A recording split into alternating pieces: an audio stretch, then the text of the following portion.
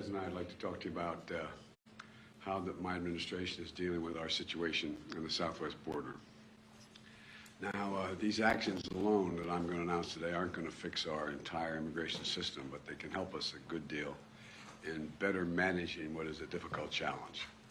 On my first day in office, some of you may recall, cover this area, and they cover it well, I sent Congress a comprehensive piece of legislation that would completely overhaul what has been a broken immigration system for a long time. Cracking down on illegal immigration, strengthening legal immigration, and protecting dreamers, those who with temporary protective status, and farm workers, who all are part of the fabric of our nation. But congressional Republicans have refused to consider my comprehensive plan.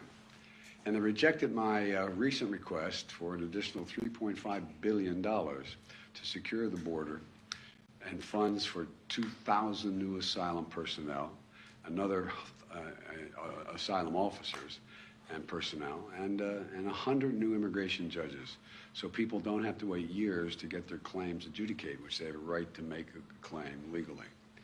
And the failure to pass and fund this comprehensive plan has increased the challenges that we're seeing at our southwest border. No one knows this better than the Vice President. And to truly understand what's happening there, it's important to step back and see the bigger picture here.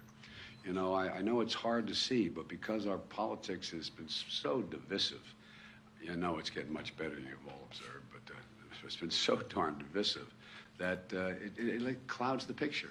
I mean, it clouds the picture. But let me explain what I'm going to do, and as clearly and plainly as I can. I know it's a complicated issue. I don't want to pretend there's anything easy about it. People come to America for a whole lot of different reasons, to seek new opportunity in what is the strongest economy in the world. Can't blame them wanting to do it. They flee oppression, you know, to the freest nation in the world. They chase their own American dream in the greatest nation in the world. And the story of America is the story of so many of your families, including mine, going back to the mid-1800s from Ireland. Now, there are a number of ways to immigrate to America legally under our existing laws. For example, an American citizen can sponsor an immediate family member from another country. An American company can sponsor an employee from another country. There are visas for students to study in our colleges and other special categories. And regardless of the legal pathway they process them to require everyone be involved in following the law. That's the notion. There are laws to get here legally. That includes another legal way for someone to come to America by seeking asylum because they're fleeing persecution, like a lot of our ancestors did as well. And for many people, that's what's happening at our southwest border now. Over the past several years, thousands of people have been fleeing from Central and South America and the Caribbean countries ruled by oppressive dictators, including Cuba, Nicaragua, Venezuela, and escaping gang violence, which has the same impact, in Haiti. Currently, these four countries account for most of the people traveling into Mexico to start a new life by getting to the American border and trying to cross.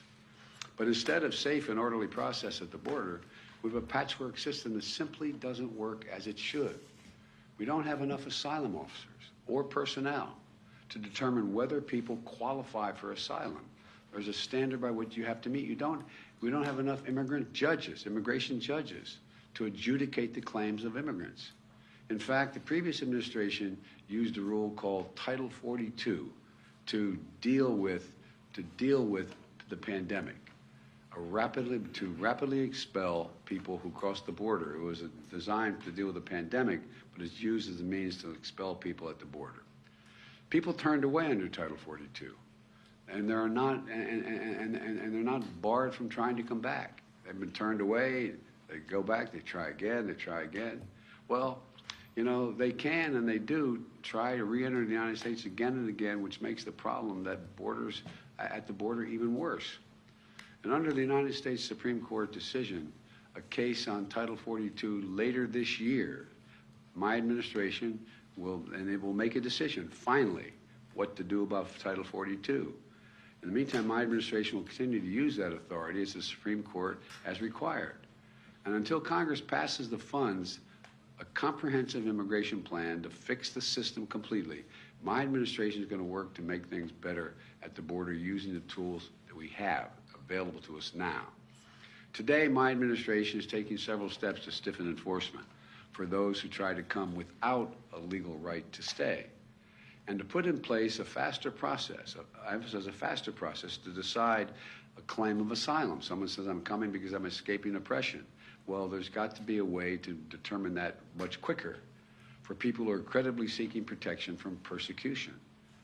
Secretary of Homeland Security Mayorkas will detail these actions very shortly after I finish at Homeland Security. But here's one significant step we're taking. Over the summer, we saw a huge spike in the number of Venezuelans traveling through Mexico and attempting to enter the United States without going through our legal processes. We responded by using and ensuring that there are two safe and lawful ways for someone leaving the country to come to America. That was one of the reasons you were proposing. First, if they're seeking asylum, they can use an app on their cell phone called CBP1, O-N-E, CBP1, O-N-E. That's to spell it out, not the number one. To schedule an appointment at a port of entry and make their asylum claim there without crossing the border unlawfully and have a decision determined by an asylum officer, do they qualify? Second, in October, we worked with the Mexican government to launch a new parole program. There's another program called, you all know it, but the public may not, called the parole program, that immediately showed results by reducing the number of people crossing the border unlawfully. The way this parole program works, one must have a lawful sponsor here in the United States who agrees to sponsor you to get here. Then, that person has to undergo rigorous background checks and apply from outside the United States and not cross the border illegally in the meantime. If they apply and their application is approved, they can use the same app, the CBP1 app, to present at a port of entry and be able to work in the United States legally for 2 years. That's the process. But if their application is denied, or if they attempt to cross into the United States unlawfully, they'll be returned back to Mexico and will not be eligible for this program after that. So if they're making the program available, if they apply and they do it properly, fine. If they don't apply and they try to come through, they're not going to have an opportunity to deal with the program. This new process is orderly, it's safe, and it's humane. And it works. Since we created the new program, the number of Venezuelans trying to enter America without going through a legal process has dropped dramatically from about 1,100 per day to less than 250 per day on average. That's several hundred people on average every single day who are not crossing into America illegally. Today, I'm announcing that my administration is going to expand the parole program for people not only from Venezuela, but from Cuba, Nicaragua, and Haiti. Again, these four countries, Venezuela, Cuba, Nicaragua, and Haiti, these four countries account for most of the people now traveling into Mexico to try to start a new life by crossing the border into the United States of America on the southwest border. We anticipate this action is going to substantially reduce the number of people attempting to cross our southwest border without going through a legal process. In fact, today, I'm announcing that Mexico has agreed to allow to return up to 30,000 persons per month who try, get caught, and get sent back from those four countries, or apprehended while attempting to unlawfully cross the border, the southwest border. My message is this. If you're trying to leave Cuba, Nicaragua, or Haiti, or have agreed to begin a journey to America, do not just show up at the border. Stay where you are and apply legally from there. Starting today, if you don't apply through the legal process, you will not be eligible for this new parole program. Let me reiterate. You need a lawful sponsor in the United States of America, number one. And you need to undergo a rigorous background check, number two. If your application is approved and you show up at a U.S. airport or when and where directed, excuse me, you have access But if your application is denied or you attempt to cross into the United States unlawfully, you will not be allowed to enter.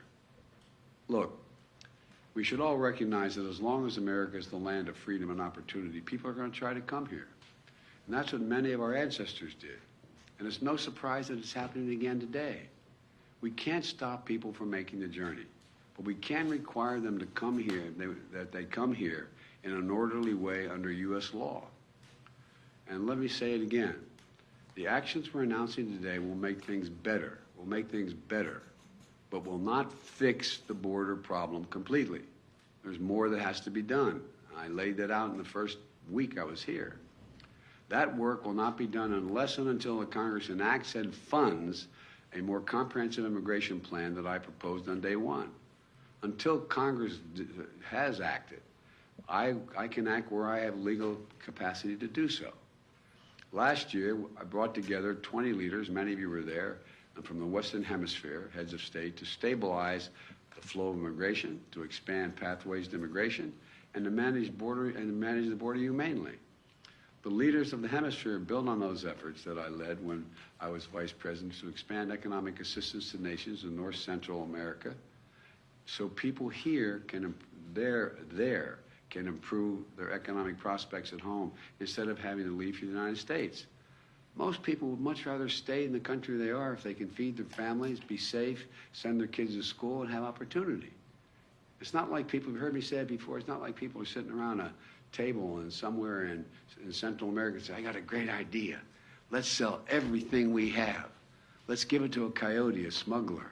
They'll take us on a harrowing journey for thousands of miles to get to the United States. Then we're going to legally cross the border. They're going to drop us in the desert, and we're faced when we don't speak the language. Won't that be fun? I'm not being facetious.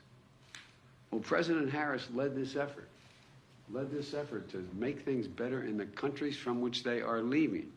And thanks to her leadership, she's been able to generate more than $3.2 billion from the private sector to create jobs and opportunities in El Salvador, Honduras, and Guatemala. Tell people stay in their own countries, home countries, where it'll be safer and they have some opportunities. We've also set up a joint patrols and law enforcement with Mexico and Guatemala that share real-time information on locations that smugglers are using to convince migrant groups to cross illegally. That's what they're doing. They're out recruiting. They're taking all the savings or anything they have to take them on an incredibly dangerous journey. We embedded our Border Patrol officers with Mexican patrols to detect and raid human smuggling operations.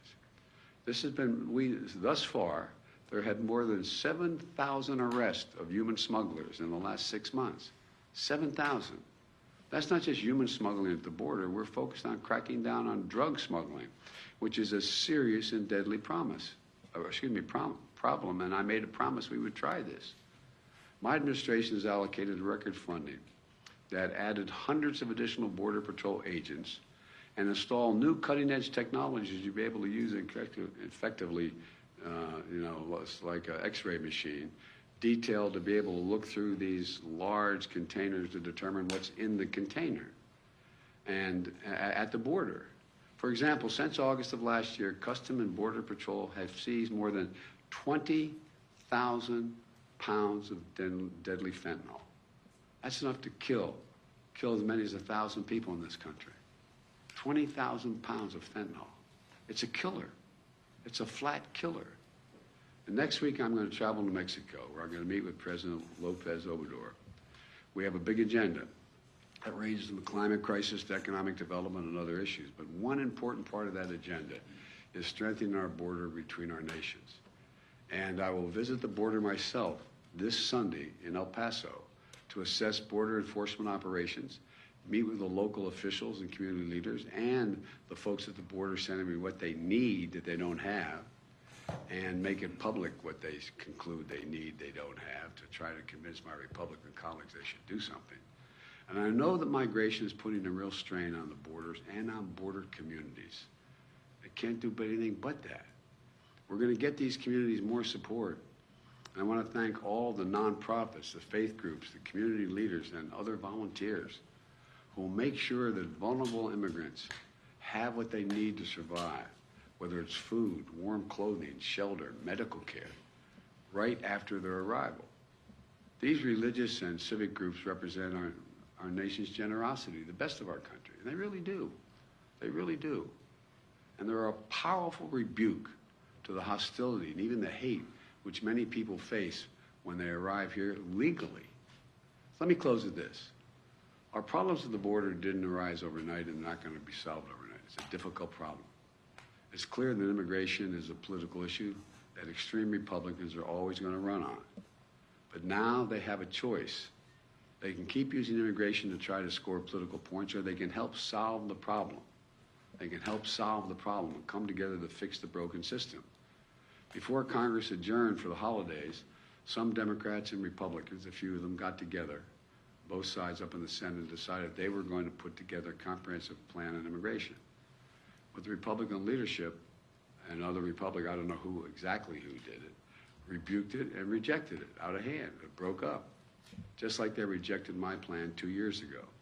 Just like they rejected my recent request for an additional $3.5 billion to secure and manage the border with more holding facilities, better transportation, additional funding for 2,000 new asylum officers and personnel, 100 new immigration judges to more rapidly adjudicate for people when they come here, and how much, and so much more.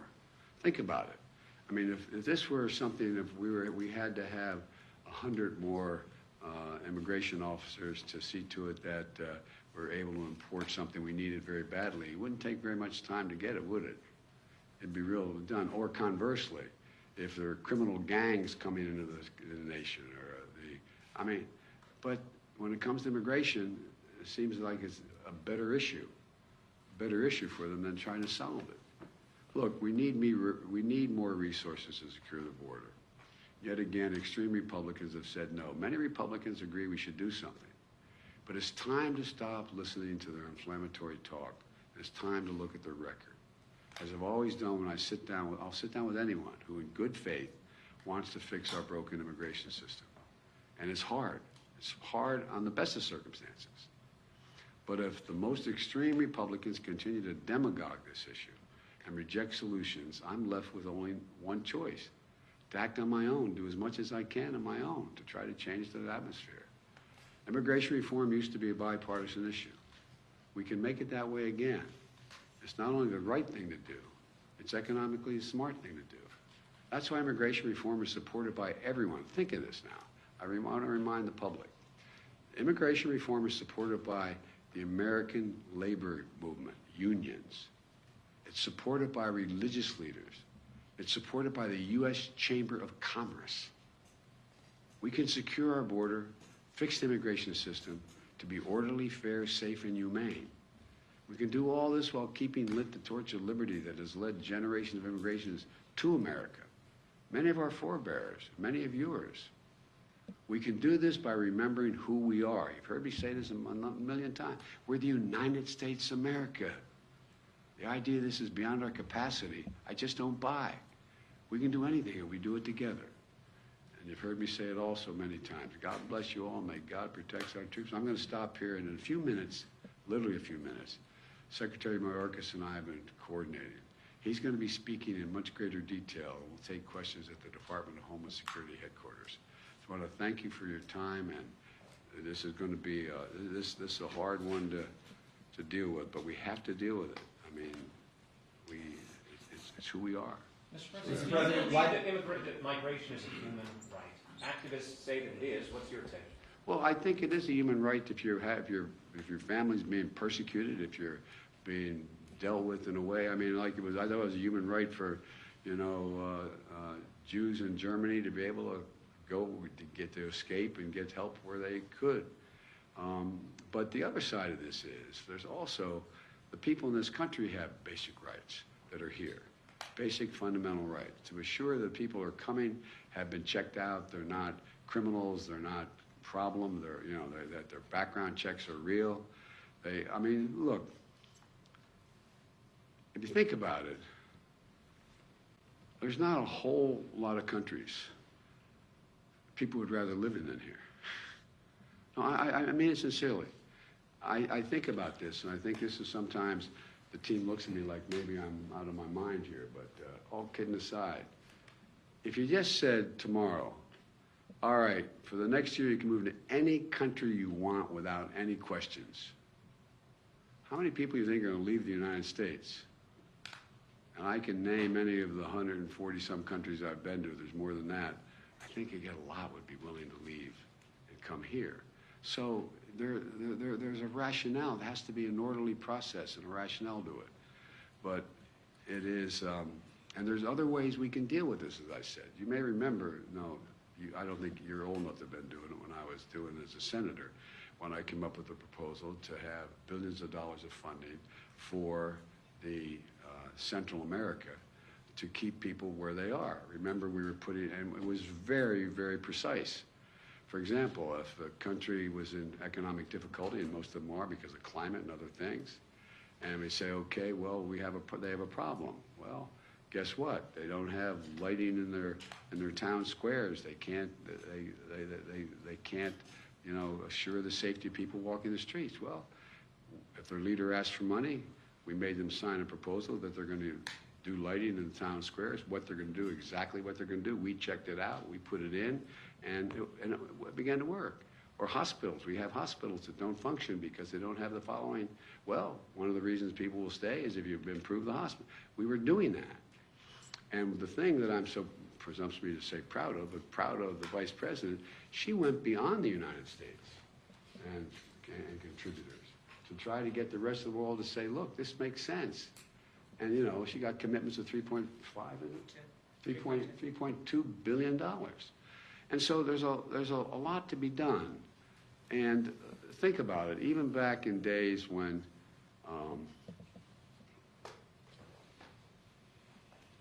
it's so easy to demagogue this issue.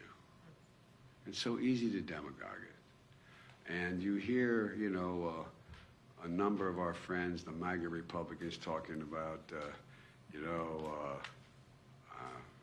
they don't even want me speaking English anymore. They want me speaking da-da-da.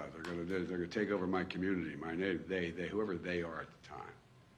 Well, that's what a lot of folks went through when they got here, going all the way back to the 1800s. It's not new. It's part of it's human nature and fear, but there's got to be an orderly way. And I know we can make it much, much better. Mr. President, why did you decide that now is finally the right time to visit the southern border? Republicans have been calling on you to do this since the beginning. Because Republicans haven't been serious about this at all. Come on. They haven't been serious about this at all. I wanted to make sure that I knew what the outcome, at least the near outcome, was on Title 42 before I went down. We don't have that yet, so I had to operate. I don't like Title 42. But it's the law now. I have to operate within it. My prediction is, it's nothing particularly insightful about this, Title 42 is going to go away before the end of the year in terms of the Supreme Court, my prediction. And then we're going to have to use Title 8. 8, right? Am I right? Yeah, Title 8. 8, 9. And which we can implement what we're doing here, plus some other things. But so I wanted to make sure there was a rational way in which we could begin to announce it. But I couldn't wait once the Supreme Court ruled that they're not going to make the final decision on Title 42 for some time, for another, who knows, probably not till June, in that range. Oh, I don't know that for a fact, to be able to lay this out. But look, Mayorkas is waiting to impress you all. All kidding aside. How about Ukraine, sir? Are you concerned about the fact that requiring airline tickets could prejudice or sort of lean it toward wealthier migrants and Yes. make it harder for poorer migrants? Yeah, but there's also ways to get to ports of entry along the border as well. I'm sorry. So the ceasefire proposed by President Putin in Ukraine for the Orthodox Christmas on January 6th, 7th, have you heard about that? Do you have a reaction to whether it's... I'm reluctant to respond to anything Putin says. I found it interesting. He was ready to bomb hospitals and nurseries and churches, and on the 25th and New Year's, and I mean, I think he's trying to find some oxygen. Thank you so Sir, far. are you still monitoring the speaker's race? Are you still watching the speaker's race? I'm following with great, how can I say it? Attention. Attention. Mr. President, have you decided? Thank you very much. Thank you. Thank you, folks.